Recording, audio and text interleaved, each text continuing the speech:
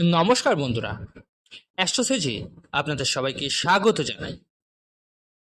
বন্ধুরা, আজকে আমরা কুম্ভ রাশির 10টা ভালো থাকার উপায় নিয়ে আলোচনা করব। আপনি যদি কুম্ভ রাশির মানুষ হন তাহলে আজকের ভিডিওটি স্কিপ করবেন না, কখনোই করবেন না। কারণ আজকের ভিডিওতে আমি কয়েকটি টোটকা বলবো যা পালন করলে আপনি ভালো থাকতে পারেন, এবং তার সাথে সাথে কিছু পরামর্শ দেব যা আপনারা মেনে চলা অবশ্যই উচিত হবে। আর এগুলো সবই যদি আপনি মেনে চলেন তাহলে অবশ্যই লিখে রাখুন, আপনার ভাগ্যে পরিবর্তন হবেই হবে। আপনার জীবনে উন্নতি আসবেই আসবে, সেটা নিশ্চিত। অবশ্যই খুব গুরুত্বপূর্ণ ভিডিও হতে চলেছে বন্ধুরা। আর আমি তো অবশ্যই বলবো যে আজকের এই বিশেষ আলোচনা আপনি কিন্তু জেনারেলি পাবেন না।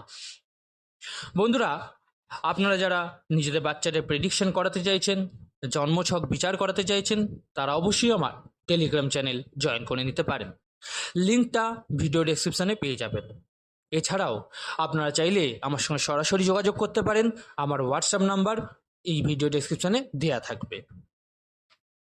বন্ধুরা, কুম্ভ রাশি। কুম্ভ রাশি একটি শনি প্রভাবিত রাশি। কুম্ভ রাশি একটি বায়ুতত্ত্বের রাশি। কুম্ভ রাশির 3টি নক্ষত্র হল শতভিষা, ধনিষ্ঠা এবং পূর্ব ভাদ্রপদ। কুম্ভ রাশিরা খুব বাস্তববাদী মানুষ হয়ে থাকে, বুদ্ধিমান, আধ্যাত্মিক মানসিকতার হয়ে থাকে।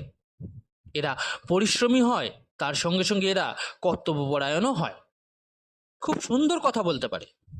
কুম্ভ রাশির মানুষদের দেখা গেছে ছোটবেলায় এরা স্ট্রাগল করলেও বড় বয়সে কিন্তু ধীরে ধীরে উন্নতি লাভ করতে সক্ষম হয়। অনেক ক্ষেত্রে দেখা গেছে এরা বয়স যত বাড়ে তত উন্নতি আরো বেশি করে। আবার অনেক ক্ষেত্রেই দেখা গেছে এরা বয়স হয়ে গিয়েও উন্নতি করতে পারছেন। তাহলে কোথাও কিছু ভুল ত্রুটি তো নিশ্চয়ই হচ্ছে। তাই আপনি যদি এরকম একটা মানুষ হন যে আপনি নিজের জীবনকে আরো সুন্দর করতে চান, আপনি ভালো থাকতে চান, সুস্থ থাকতে চান, আর জীবনে আরো এগিয়ে যেতে চান, তাহলে আজকের ভিডিওটি পুরো শেষ পর্যন্ত শুনতেই হবে কিন্তু আপনাকে। প্রথম যে টোটকাগুলো বলছি সেগুলো পালন করবেন, তাহলে অবশ্যই আপনার ভাগ্য বদলে যাবে। আপনি ভালো থাকতে পারবেন, শান্তিতে থাকতে পারবেন। কুম্ভ রাশিদের রাহু কিন্তু অত্যন্ত সমস্যা দেয়। কুম্ভ রাশিদের শনি যতটা না ট্রাভেল দেয়, তার থেকে রাহু প্রবলেম দেয় বেশি। তাই এরা রাহুজনিত সমস্যায় প্রচণ্ড ভোগে।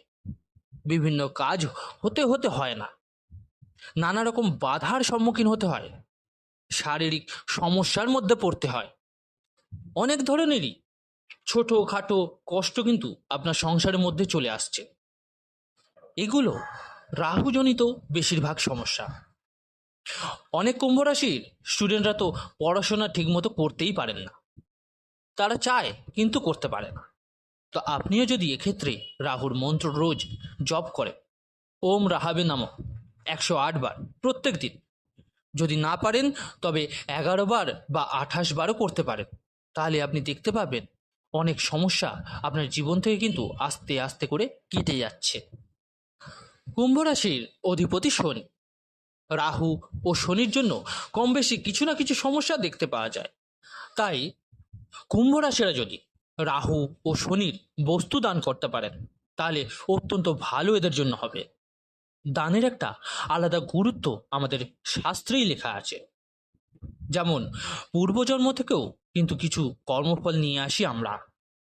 পূর্বজন্মের কিছু অশুভ কর্মফল জীবনকেও সমস্যা দেয় আমাদের। সেই জন্য অনেক সময় দেখা যায় একজন মানুষ রত্ন প্রতিকার, গ্রহ প্রতিকার, কবচ প্রতিকার, তন্ত্র প্রতিকার সব করেও তার জীবন থেকে সমস্যা কিন্তু মিটতে চায় না। এই সমস্যা আসার কিন্তু দুটো কারণ থাকে। তার পূর্বজন্মের কৃতকর্মের জন্য, আর দ্বিতীয় তার ভুল সিদ্ধান্তের জন্য এরকম সমস্যা আসে তার জীবনে। শাস্ত্র বলে ভুল সিদ্ধান্তকে ঠিক করা যায় বিভিন্ন পরামর্শের দ্বারা, কিন্তু পূর্বজন্মের কৃতকর্মেরকে ঠিক করতে গেলে কিছু দান অবশ্যই করা উচিত। তাই কুম্ভ রাশিরা শনি এবং রাহুর জিনিস দান করলে আপনারা উপকৃত হবেন। তবে দান করা মানে এই নয় যে একদিন দান করে দিলাম হয়ে যাবে, সেটা নয়। দান মানে মাঝে মধ্যেই দান করতে হবে আপনাকে, এই নয় যে প্রত্যেক দিন করতে হবে। তবে দান আপনার সাধ্য মতো আপনি যখন যেখানে পারবেন করে যাবেন। আপনার নিজের মধ্যে একটা দান করার মানসিকতা তৈরি করতে হবে। আপনি নীল পেন, নীল জামা বা কালো তিল বা কালো মাসকলাইয়ের ডাল, যে কোনো প্রবাহমান জল বা নদীতে কাঠকয়লা প্রবাহ করতে পারেন। এতেও আপনার প্রচুর উন্নতি আসবে। এক বোতল মদ মাথার ওপর দিয়ে 7 বার ঘুরিয়ে প্রবাহমান নদীতে মদটা পুরো ঢেলে দিন। এর কিন্তু মিরাকেল রেজাল্ট আপনি অবশ্যই দেখতে পাবেন। নিজের ঘরের মধ্যে নীল রঙের ব্যবহার বেশি করে করুন।